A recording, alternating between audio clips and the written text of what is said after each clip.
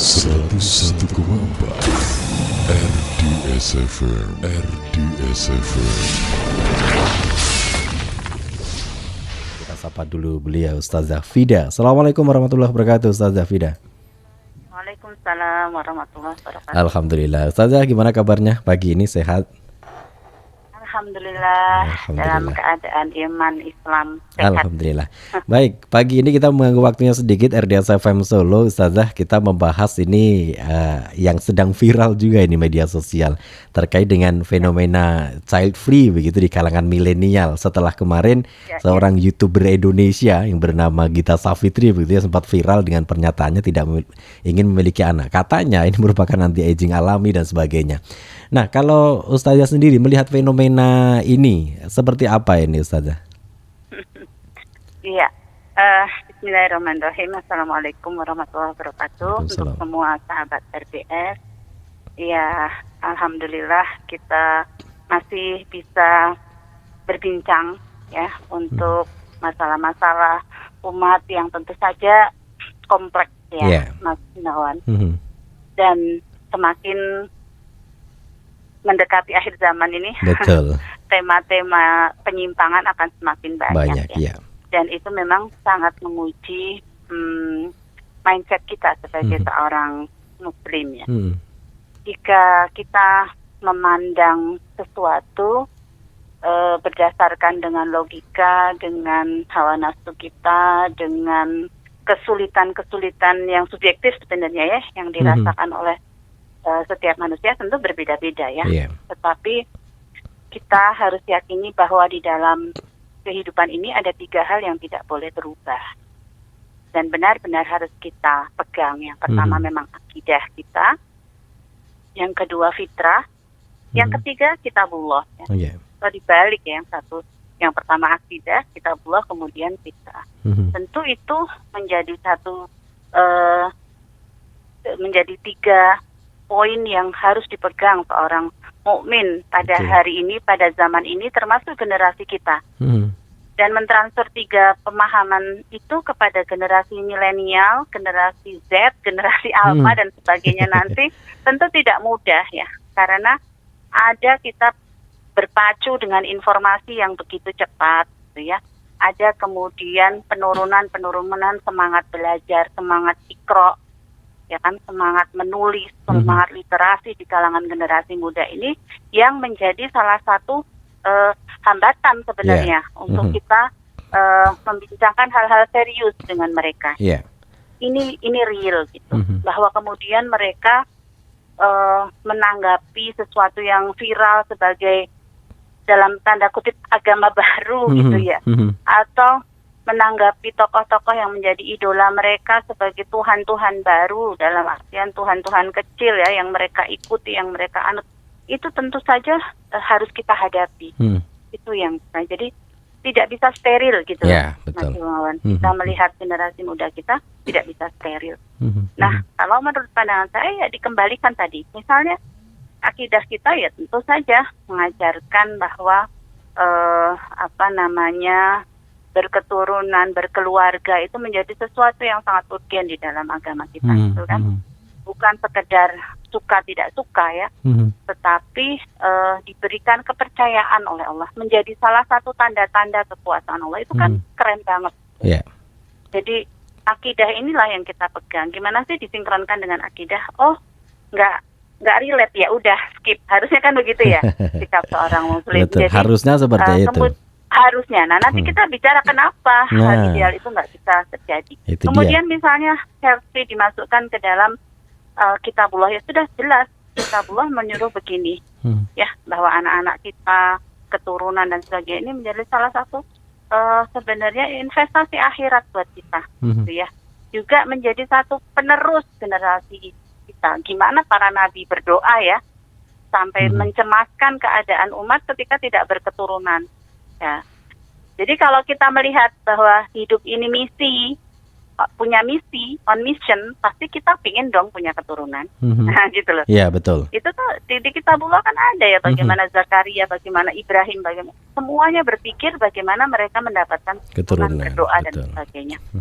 Kemudian poin ketiga fitrah. mari kita lihat sesuatu yang menyimpang dari fitrah itu pasti carut marut, kata Allah ya.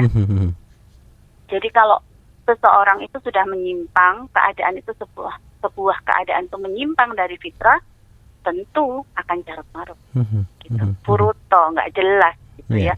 Nah, jadi itu child free, nggak mau punya anak, nggak mau menikah dan sebagainya, menyimpang kan?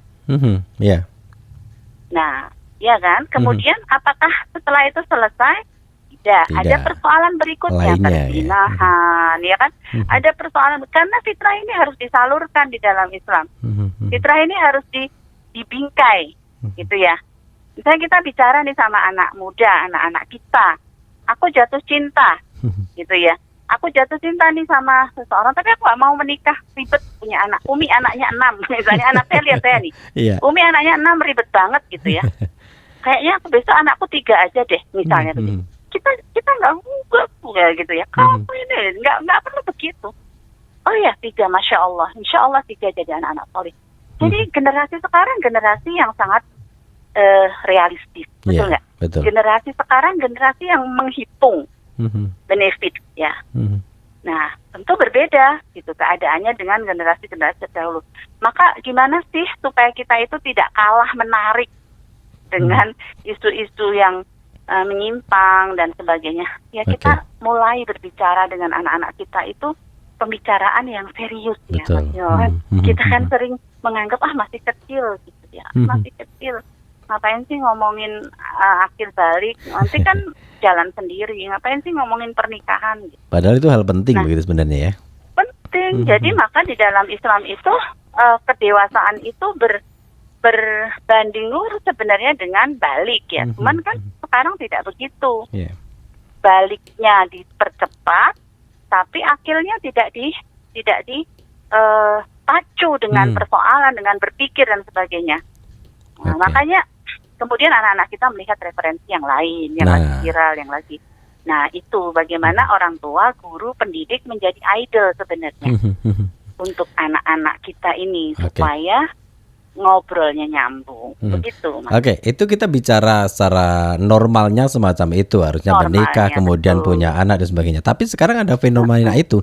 Apa sih sebenarnya yang kemudian menyebabkan para remaja kita, para generasi milenial, katanya generasi X, Z dan sebagainya, kok bisa dengan hadirnya pemikiran semacam itu? Kalau menurut Ustazah sendiri seperti apa ini?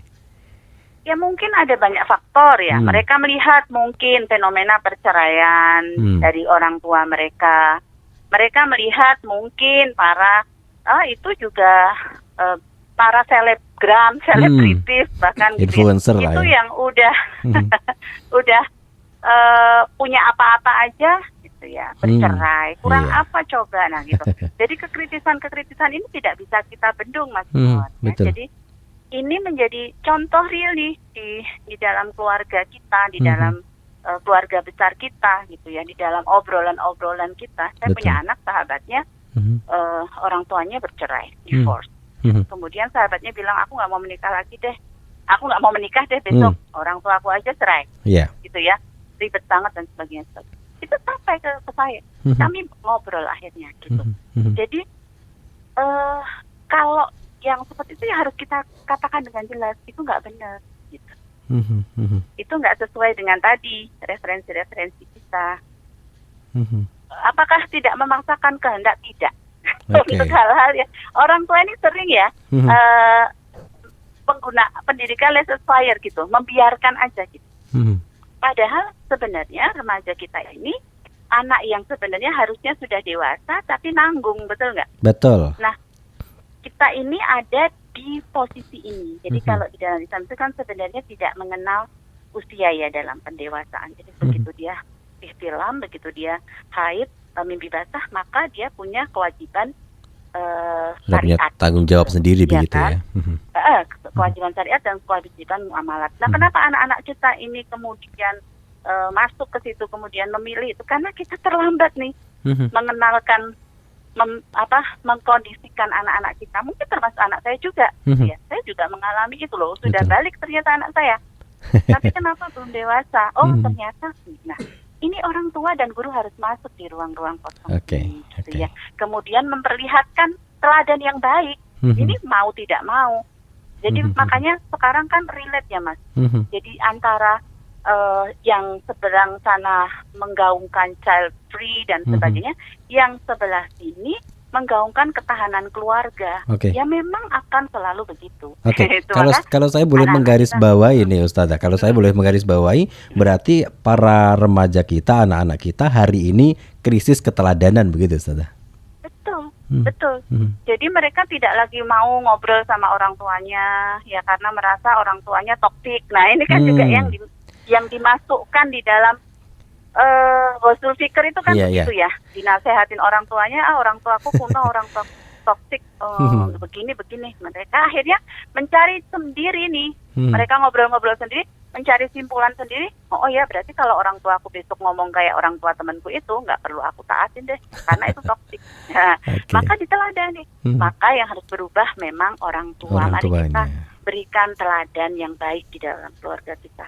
Artinya pekerjaan itu juga dari orang tuanya juga, bukan serta-merta salah anak begitu, Ustaz ya? Oh, bukan. Jadi dan kita juga harus mau merecover ya, artinya memperbaiki. Maaf ya, mungkin salah pendidikan Umi salah sampai kamu punya pemahaman seperti itu. Maaf ya, mungkin begitu. Jadi ternyata hari ini kita harus banyak gitu ya, membuka ruang-ruang diskusi yang enjoy dengan anak-anak kita gitu. Supaya kita tahu juga mindset mereka sebenarnya seperti apa. Jangan-jangan kita berkontribusi nih terhadap kesalahan mindset anak-anak kita karena nggak dekat, karena nggak akrab, karena nggak pernah membuka ruang-ruang diskusi yang serius begitu. Artinya kemudian saya semakin sadar begitu bahwa dengan kondisi remaja yang hari ini seperti ini, kita tahu sendiri lah ya begitu. Artinya itu bukan serta-merta kemudian salah anak, tapi ternyata lebih besar di orang tuanya. Artinya kita butuh keteladanan dari orang tua juga begitu, Ustaz. Betul, butuh keteladanan dan butuh semangat literasi yang baik ya, Mas Himawan. Jadi ketika ada isu-isu yang seperti ini, ayo dong orang tua belajar tentang ini sehingga orang tua nggak kalah nih sama Google gitu ya. Jadi ada info yang update seperti ini, bukalah itu sebagai bahan diskusi dengan anak-anak kita, sehingga anak-anak kita nggak merasa Umi Abi sih cupu atau nggak ngerti apa-apa. Terus bahasa kita ke mereka itu juga berpengaruh. Itu. Artinya dibutuhkan sekolah orang tua juga kalau seperti itu ya. Iya, dan kita harus mau memulai ya Mas Wawan. Kadang-kadang fenomena hari ini ayah misalnya, ketika mau mendekat ke anak tuh canggung. Nah, itu dia. Tapi itu harus gitu loh. Karena ayah ini memiliki peran membangun logika dan prinsip gitu. Jadi kalau anak dekat ke orang tua pasti canggung, itu wajar ya. Maka kita belajar dari Nabi Ibrahim ya, surat As-Saffat 102. Bagaimana Nabi Ibrahim untuk perintah yang sangat serius, gitu ya. Yang itu jelas-jelas wahyu dari Allah, dia meminta pendapat anak-anak. Jadi mari kita membuka ruangan. Menurut kamu child-free itu gimana? Menurut kamu ini tuh apa? Sehingga mereka, oh ternyata Bapak Ibuku ngerti juga ya. Oh ternyata Bapak Ibuku peduli juga ya. Nah, tapi sekarang kebanyakan memang justru orang tua ketinggalan info dari anak-anaknya. Anak-anak sudah infonya sampai sana, orang tuanya masih di sini. Itu apa sih, ketinggalan sekali begitu. Hari ini seperti itu, Ustaz. Iya, betul. Maka mari kita saling belajar ya di dalam keluarga ini. Baik, Ustazah, terakhir mungkin ada pesan yang ingin disampaikan begitu kepada orang tua, ayah, ibu, bunda, pendengar RDS di Solo Raya dan sekitarnya terkait dengan hal ini. Monggo, silakan. Iya, Masya Allah ya. Jadi para orang tua, pendidik termasuk saya sebenarnya menasihati diri saya sendiri ya.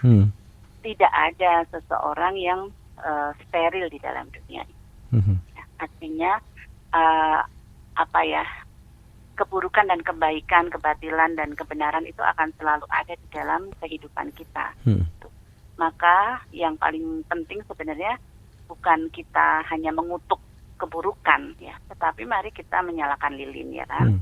Mari kita melihat lagi, jangan-jangan kita lihat keburukan di luar-luar, ternyata di dalam keluarga kita ada peluang-peluang keburukan yang masih terbuka dan itu tidak mustahil ya. Maka perintah Allah wa'anfusakum wa ahlikum naro, bukan kemudian orang beriman ini bebas dari masalah, bukan orang beriman terhindar full dari api neraka, tidak, justru hati-hati loh, jaga loh gitu ya.